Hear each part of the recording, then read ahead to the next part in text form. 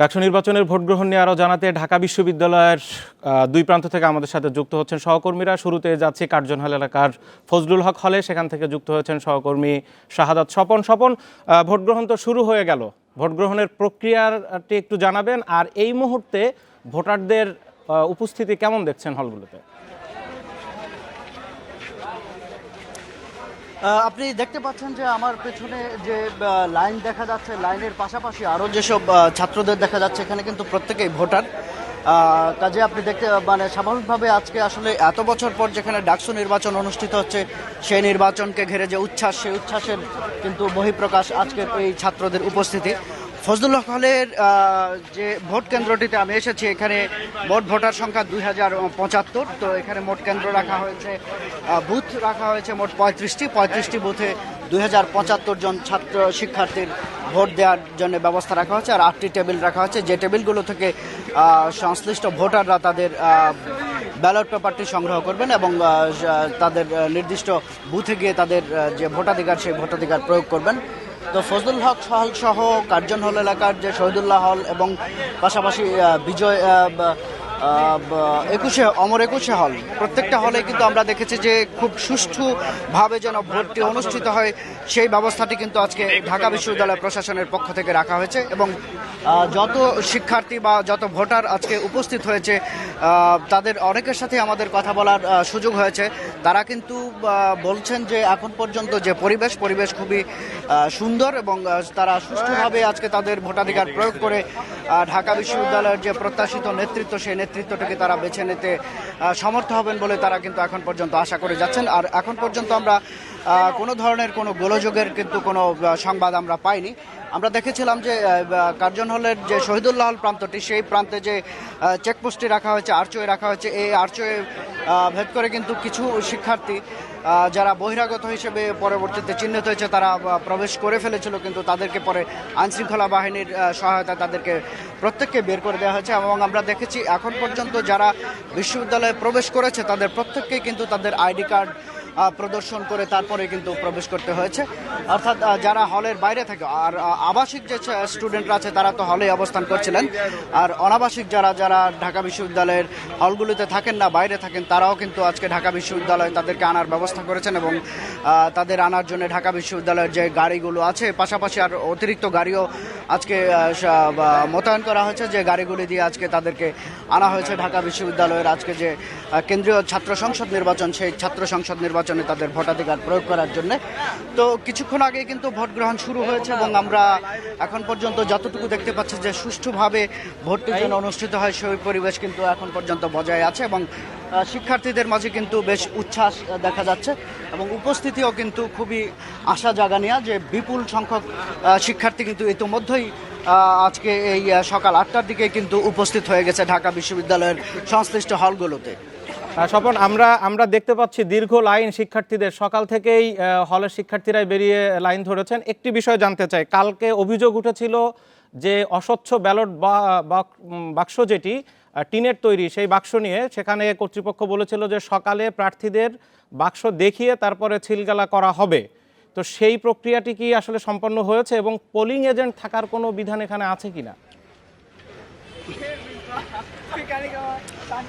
দেখুন, অস্বচ্ছ ব্যালট বাক্সের যে বিষয়টি, এটি কিন্তু আসলে গতকালই এটি নিয়ে সমাধান হয়ে গেছে। কারণ ঢাকা বিশ্ববিদ্যালয় কর্তৃপক্ষ কিন্তু বলেছে যে ঢাকা বিশ্ববিদ্যালয়ের যত নির্বাচন হয়, অর্থাৎ ডাকসু নির্বাচন বাদে অন্যান্য যত নির্বাচন, শিক্ষক নির্বাচন সহ অন্যান্য নির্বাচন, সব কিন্তু এই ব্যালট বাক্সে হয়। কাজে তারা বলেছেন যে এই ব্যালট বাক্সে নির্বাচনে কোনো সমস্যা নেই এবং এই ব্যালট বাক্সে যেন স্বচ্ছভাবে নির্বাচনটি অনুষ্ঠিত হয়, সেজন্য যে প্রক্রিয়া, সেটি কিন্তু তারা সম্পন্ন করেছেন। যদিও গতকাল ছাত্রলীগ বাদে অন্যান্য যে ছাত্র সংগঠনগুলো ঢাকা বিশ্ববিদ্যালয়ের কেন্দ্রীয় ছাত্র সংসদ নির্বাচনে অংশ নিয়েছে, তারা কিন্তু প্রত্যেকেই বিভিন্নভাবে তাদের অসন্তোষ প্রকাশ করেছেন অস্বচ্ছ ব্যালট বাক্স নিয়ে। তবে কর্তৃপক্ষ এই বিষয়টি আমাদের নিশ্চিত করেছেন যে তারা ব্যালট বাক্সে যেন কোনো প্রকার জালিয়াতি না হয়, কোনো প্রকার জালিয়াতি যেন আজকে কোনোভাবেই না হয়, সেই বিষয়টি কিন্তু তারা নিশ্চিত করেছেন। এবং এই জন্য সংশ্লিষ্ট যে ছাত্র সংগঠনগুলি আছে তাদের প্রত্যেককে তারা কনভিন্স করেছেন, এরকম কিন্তু আমাদের কাছে তারা দাবি করেছেন এবং তারা আশা করছেন যে ভোটটি সুষ্ঠুভাবে অনুষ্ঠিত হবে।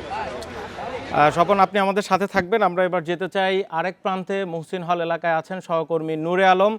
নূরে আলম, আপনি মুহসিন হল এলাকায় আছেন, আপনার পাশেই স্যার এফ রহমান হল, আরেক পাশে সার্জন জহুরুল হক হল। এই হলগুলোর খবরও আপনার কাছ থেকে জানবো। শুরুতেই জানতে চাই ভোটার উপস্থিতি এখন কেমন, এবং প্রার্থীদেরকে সকালবেলা ব্যালট বক্স দেখিয়ে তারপরে ভোট শুরুর কথা ছিল, সেই প্রক্রিয়াটি হয়েছে কিনা?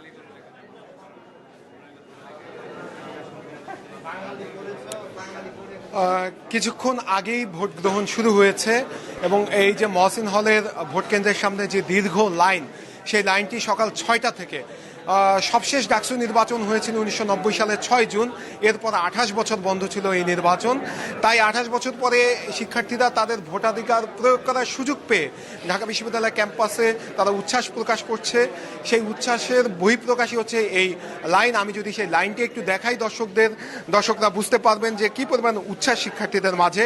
শিক্ষার্থীরা বলছেন যে এই দীর্ঘ 28 বছরে বিশ্ববিদ্যালয়ের সকল নির্বাচন হলেও এই ডাকসু নির্বাচনটি কেবলমাত্র বন্ধ ছিল।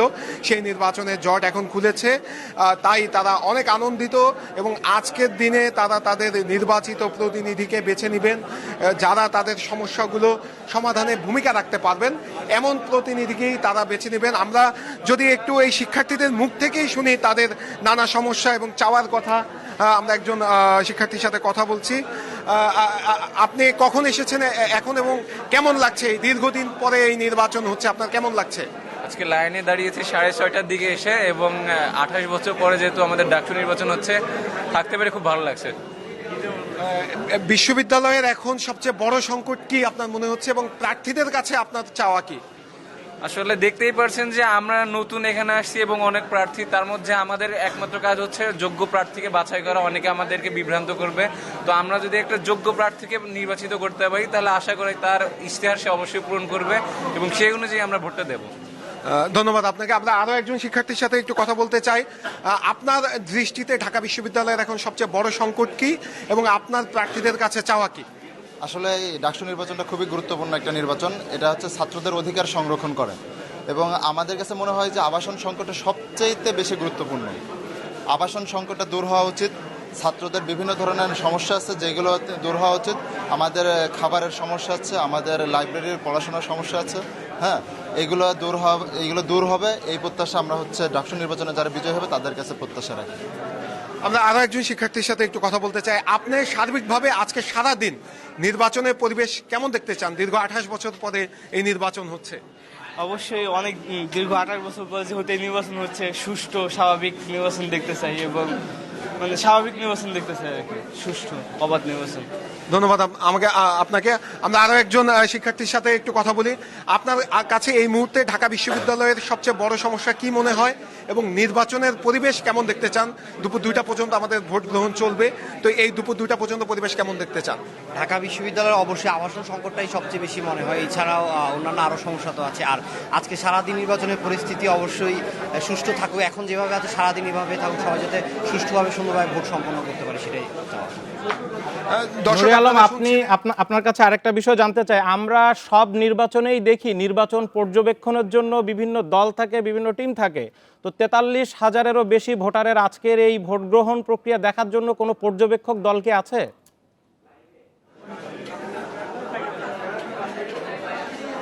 গতকাল 10 জন শিক্ষক স্বপ্রণোদিত হয়ে পর্যবেক্ষণের জন্য বিশ্ববিদ্যালয় প্রশাসনের কাছে আবেদন করে। তবে আমরা বিশ্ববিদ্যালয়ের উপাচার্যের সাথে এই বিষয়টি নিয়ে কথা বলার চেষ্টা করি, তারা অনুমতি দিয়েছে কিনা।